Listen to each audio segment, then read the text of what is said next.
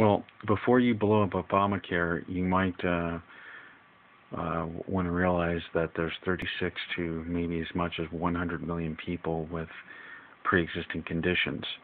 If that law is struck down and something is not in place to protect those who have pre-existing conditions, that will also bankrupt the system.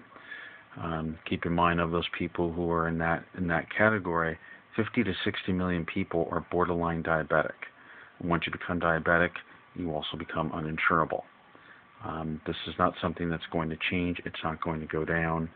And while you may get back what you may perceive as freedom from the government, you will not have freedom from health insurance corporations. And that's something people just don't realize. And if you've never been majorly ill, you're just not going to understand unless you've had to deal with that problem.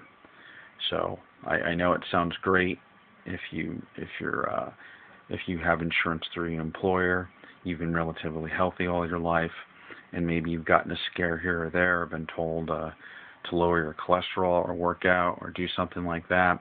But until you've been very ill, and then if you've been fortunate enough to recover, like I have, from chemotherapy, and then have a situation where you have a side deal like diabetes, then try to get insurance or coverage or any sort of health benefits, find out that you're always excluded.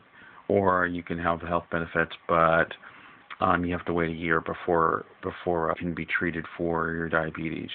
Or if something happens to you, because you had diabetes and it came from that, or we can prove that it came from that, we're not going to cover you. So keep that in mind.